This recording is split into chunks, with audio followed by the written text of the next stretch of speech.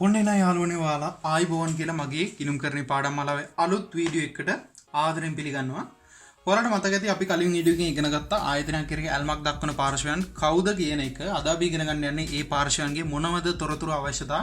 ඒවට උදාහරණ ටිකක් අපි ඉගෙන ගමු. මම වීඩියෝ එකට කලින් ඔයාලට චුට්ටක් කලින් වීඩියෝ එකකින් අපි ඉගෙන ගත්ත දේවල් තව පොඩ්ඩක් මතක් කරලා දෙන්නම්. ඔයාලට මතක ඇති අපි තොරතුරු භාවිත කරන පාර්ශවයන් ගිණුම් කරන්නට අනුව ප්‍රධාන කාණ්ඩ 4කට බෙදාගත්තා.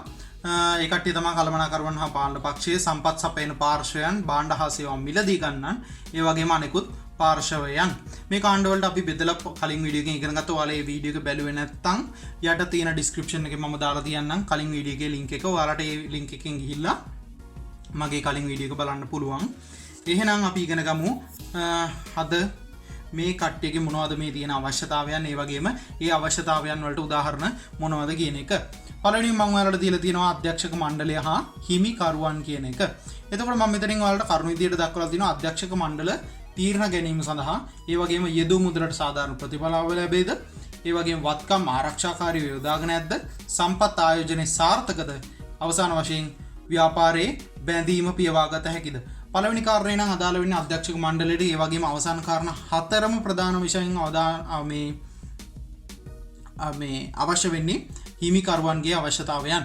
එතකොට හිමිකරුවන් යොදපු ප්‍රාග්ධනයට, ඒ වගේම තමා යොදලා තියෙන වත්කම් වලට, තමා ආයෝජනය කරන ලද සම්පත් වල ආරක්ෂාකාරීත්වය, ඒ වගේම සාර්ථකත්වයේ ඒ යොදපු වත්කම් වල, ඒ වගේම තමා බැඳී සිටින වගකීමෙන් පියවීමට තමාට හැකියාවක් ලැබෙනවාද කියන එක පිළිබඳව තීරණ ගැනීමට තමයි මේ කට්ටියට මේ තොරතුරු වල අවශ්‍යතාවය මූලික වශයෙන් හේතු වෙන්නේ.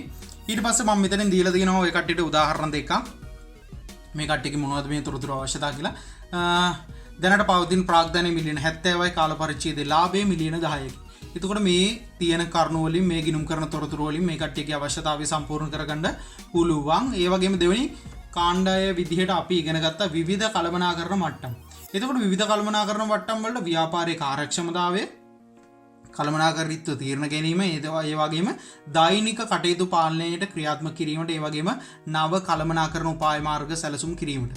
කළමනාකරුවන් කියන්නේ ව්‍යාපාරයක ප්‍රධාන කළමනාකාරීත්වය, ඒ වගේම ව්‍යාපාරයේ සිදුවන සියලුම කාරණා කළමනාකාරීත්වයේ සිදු කරන පාර්ශවයන්. ඔවුන්ගේ එතකොට තීරණ ගැනීමට, ක්‍රියාත්මක කිරීමට, ඒවට ඔවුන්ට තොරතුරු අවශ්‍ය වෙනවා. ඒ අදාළ තොරතුරු ලබා ගැනීම සඳහා තමයි මේ ගිණුම් කරන තොරතුරු සඳහා ගිණුම් කරන ලබා ගැනීමට මේ ව්‍යාපාර සඳහා ඇල්මක් දක්වන්නේ මෙන්න මේ පාර්ශවයන්. අපි බලමු කළමනාකාරීත්වයේ මොනවද තියෙන අවශ්‍යතා. ඒකට උදාහරණ දෙකක්. මෙතනින් මම දීලා දිනවා ව්‍යාපාරයේ ආදායම මිලියන 50ක් වන අතර වර්ෂයේ ආදායම වියදම් මිලියන රුපියල් මිලියන 30කි. ඒ වගේම ශුද්ධ ලාභය මිලියන 22කි.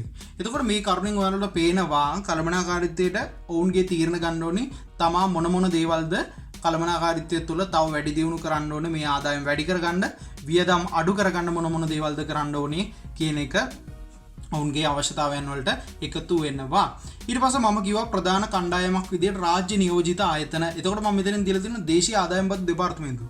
මේ කට්ටිය ව්‍යාපාර කෙරෙහි විශේෂ ඇල්මක් දක්වන්නේ තමාගේ බදු නිසි පරිදි ගෙවනවාද. ඊට පස්සේ සාධාරණ මිලකට භාණ්ඩ පාරිභෝගිකයන්ට සපයනවාද. ඒ වගේම ගුණත්වයෙන් උසස් හොඳ තත්ත්වයක පවතින භාණ්ඩ ව්‍යාපාරයෙන් පාරිභෝගිකයන්ට සපයනවාද කියන කරුණු පිළිබඳව තොරතුරු දැනගන්න තමයි මේ ව්‍යාපාර සඳහා ඇල්මක් දක්වන්නේ අදාළ රාජ්‍ය නියෝජිත ආයතන. එතකොට මම මෙතනින් ඔයාලට උදාහරණයක් දීලා තියෙනවා ව්‍යාපාරයේ විකුණුම් ප්‍රමාණය මිලියන 2කි, ගෙවූ බදු ප්‍රමාණය මිලියන 1කි. එතකොට මේ කට්ටියට මේ තොරතුරු අවශ්‍ය වෙන නිසා තමයි ව්‍යාපාර කෙරෙහි ඇල්මක් දක්වන්නේ. අදාළ තොරතුරු මගින් මේ කට්ටියට මැනගන්න පුළුවන් තමාට ලැබෙන බදු ආදායම කොපමණ ප්‍රමාණයක් ලැබිලා තියෙනවද කියන එක.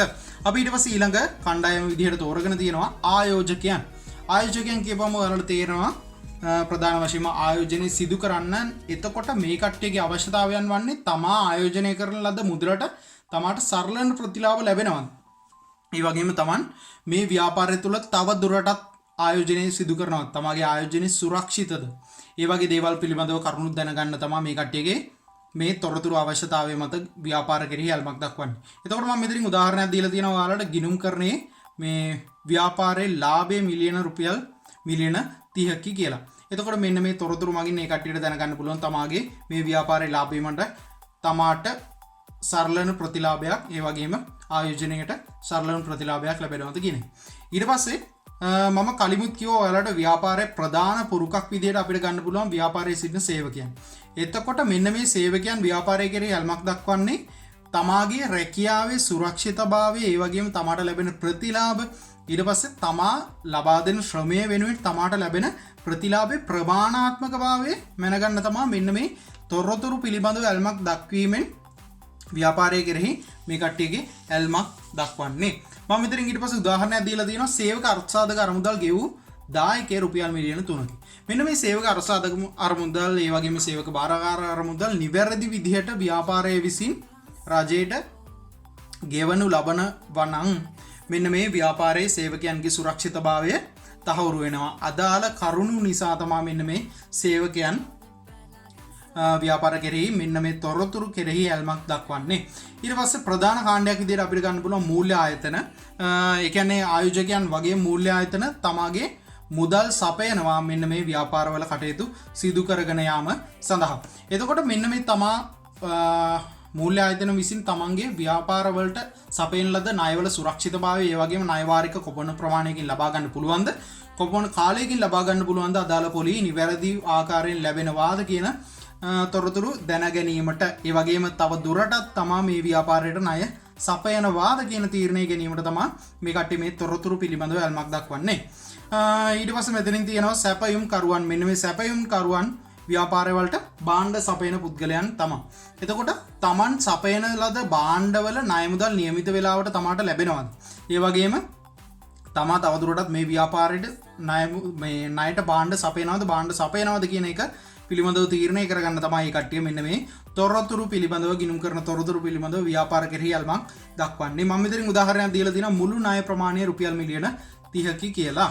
අපි ඊට පස්සේ බලමු ඊළඟ කාරණය කවුද කියලා.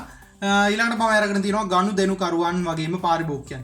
මම කලින් වීඩියෝ එකේදී ඔයාලට කියලා දුන්නා මෙන්න මේ ගනුදෙනු කරුවන් හා පාරිභෝගිකයන් අතර තියෙන වෙනස. මම මෙතනින් කරුණු වලින් ඔයාලට දක්වලා තියෙනවා. ව්‍යාපාරයෙන් මිලදී ගන්න ලබන භාණ්ඩ සඳහා ලැබෙන වට්ටම් මොනවද? එම වටිනාකමකින් යුක්ත භාණ්ඩ කොපමණ වටිනාකමකින් යුක්ත භාණ්ඩ තමාට ණයට මිලදී ගන්න පුළුවන්ද? ඒ වගේම ණය ගෙවීමට කොපමණ කාලයක් තමාට ලබා දෙනවාද කියන කාරණා පිළිබඳව තමයි මේ කට්ටිය තොරතුරු දැනගන්න ඇල්මක් දක්වන්නේ. එතකොට මම මෙතනින් උදාහරණයක් විදිහට දීලා තිනවා වසර 2ක වක්කීම් සහතිකයක් සහිතව භාණ්ඩ අලෙවි කිරීම. එතකොට මේ වගේ වක්කීම් සහතිකයක් ලැබෙනවා කියන්නේ අදාළ ගනුදෙනු කරුවන් තවදුරටත් මෙම භාණ්ඩ මිලදී ගැනීමට ඇල්මක් දක්වනවා. එතකොට මෙන්න මේ තොරතුරු ලබා ගන්න තමයි මේ කට්ටිය ව්‍යාපාර කෙරෙහි ඇල්මක් දක්වන්නේ. එතකොට ඒ වුන් ගනුදෙනු කරන ඒ ආකාරයෙන් උනාට පාරිභෝගිකයන්ගේ ප්‍රධාන අරමුණ වන්නේ තමාගේ ගෙවන මුදලට සරලන සාධාරණ ගුණත්වයකින් යුක්ත භාණ්ඩ තමාට ලැබෙනවාද කියන එක පිළිබඳව තොරතුරු දැනගන්න. ඒක නිසා තමයි මෙන්න මේ පාරිභෝගිකයන් ව්‍යාපාර කෙරෙහි ඇල්මක් දක්වන්නේ. මෙතනින් මම උදාහරණයක් විදිහට දීලා තිනවා. පෝෂදායී හිතකර ගුණත්වයෙන් යුක්ත භාණ්ඩ තමාට අවශ්‍ය පරිදි තෝරා මිලදී ගැනීමට හැකියවීම. එතකොට මම ඊළඟ කරුණ විදිහට ගන්නවා මෙතනින් සේවකයන් කියන එකේ මම මෙතනින් වරහන් ඇතුළේ ඔයාලට දීලා තිනවා බාහිර. මොකද කියන්නේ කලින් අපි සේවකයන් ගැන ඉගෙන ගත්තා. සේවකයන් කියන ඇල්මැති පාර්ශවය පිළිබඳව ඉගෙන ගත්තා. නමුත් මෙතනදී තවත් සේවකයන් කොට්ටාශයක් ගැන තමයි කියන්නේ. ඒ කියන්නේ ව්‍යාපාරයෙන් පිටත ඉන්න සේවකයන් කොට්ටාශය පිළිබඳව. ඒ කට්ටිය රැකියා අවස්ථාවන් තියනවද? තමාගේ රැකියාව තමාගේ ආයතනවල පවත්න ඉඩ ප්‍රස්තාවන් මොනවද? ඒ වගේම තමාගේ මේ මට්ටමේ, ඒ කියන්නේ සේවක මට්ටමේ තනතුරට අනෙකුත් ආයතනයේ කොපමණ ප්‍රතිලාභ ලබා දෙනවද? ඒ තොරතුරු දැනගන්න තමයි ව්‍යාපාර කෙරෙහි මෙන්න මේ සේවකයන් ඇල්මක් දක්වන්නේ. ඊට පස්සේ මම මෙතනින් දීලා තියෙනවා මහජනතාව හැටියට අපි සියලුම දෙනාව දන්නවා ව්‍යාපාර කෙරෙහි අපි ඇල්මක් දක්වන්නේ ඇයි? මොකද අපේ ප්‍රදේශයේ ව්‍යාපාරයක් ආරම්භ කරොත් එහෙම ඒ ව්‍යාපාරයෙන් ප්‍රදේශයට කොයි වගේ බලපෑමක් එයිද? හොඳ බලපෑමක් එයිද? නරක බලපෑමක් එයිද? ඒ වගේ දේවල් තොරතුරු දැනගන්න අපි දැඩි ඇල්මක් දක්වනවා. එතකොට මම මෙතනින් කරුණු දීලා දෙනවා පරිසරයේ සිදු කරන බලපෑම. තම ප්‍රදේශයේ සිදු කරන ආර්ථික ප්‍රතිලාභ. පර්යේෂකයන්, ගවේෂකයන්, අධ්‍යාපනය ලබන්නන් වගේ කට්ටියගේ තියෙන අවශ්‍යතා ඉටු කරගන්න. ඊට පස්සේ මම මෙතනින් දීලා දෙන උදාහරණ විදිහට අවසාන වශයෙන් ප්‍රදේශයේ ඉදිවන ව්‍යාපාරයේ හේතුවෙන් ප්‍රදේශයේ ඇතිවන සංවර්ධනය. එතකොට මෙන්න මේ තොරතුරු දැනගන්න තමයි ව්‍යාපාර කෙරෙහි මහ ජනතාව ඇල්මක් දක්වන්නේ. අවසාන වශයෙන් තවත් රාජ්‍ය නියෝජිත ආයතන විදිහට මම මෙතනින් පෙන්නලා තියෙනවා. මේ කට්ටිය දේශීය ආදායම් පත් දෙපාර්තමේන්තුව, ප්‍රාදේශ සභාව, නගර සභාව, මහනගර සභාව විදිහට අපිට ගන්න පුළුවන්. එතකොට මේ කට්ටියගේ විශේෂ ඇල්මක් දක්වන්නේ ව්‍යාපාර කෙරෙහි තමාට ලැබෙන බදු ආදායම්, ඊට පස්සේ බදු මුදල් බලපත්‍ර ගාස්තු ඒ වගේ දේවල් රැස් කර ගැනීමට තමාට තොරතුරු ලබා ගන්න තමයි මේ ව්‍යාපාර කෙරෙහි ඇල්මක් දක්වන්නේ. අවසාන වශයෙන් ඔයාලා හැමදෙනාම දන්නවා මෙන්න මේ වෘත්තීය සමිති කියන කාණ්ඩේ මේ කට්ටිය ව්‍යාපාර කෙරෙහි දැඩි ඇල්මක් දක්වනවා. මොකද්ද? තමාගේ සේවක සුරක්ෂිතභාවය තහවුරු කරලා දෙන්න, ඒ වගේම සේවකයන්ගේ අයිතිවාසිකම් ඉල්ලීම් ඉටු කරලා දෙන්න. එතකොට මම මෙතනින් උදාහරණයක් දීලා තියෙනවා. සේවක වෘත්තීය ඉල්ලීම් මූලිකත්වය දරා ඉටු කර දීමට වැටුප් ඉහළ දැන්වීමට ප්‍රතිලාභ ඉහළ දැමීමට. ඔයාලට එතකොට දැන් මෙතනදී අපි මෙතනදී ඉගෙන ගත්තා කලින් ව්‍යාපාර කිරේ ඇල්මක් දක්වන පාර්ශවයන් කවුද කියලා. එතකොට අද අපි ඉගෙන ගත්තා මෙන්න මේ ව්‍යාපාර කිරේ ඇල්මක් දක්වන පාර්ශව ඇයි තමා මේ ව්‍යාපාරයට ඇල්මක් දක්වන්නේ, ඒ වගේම මේ ඇල්මක් දක්වීම තුළින් ඔවුන් ලබා ගන්න බලාපොරොත්තු වෙන කරුණු මොනවද කියන එක. එහෙනම් අද වීඩියෝ එකෙන් අපි ඔයාලගෙන් සමුගන්නවා. ඒ වගේම ඔයාලත් එක්ක තවත් අලුත් ගිණුම් කරන පාඩමක් එක්ක එකතු වෙන බලාපොරොත්තු වෙන තමයි සමුගන්නේ.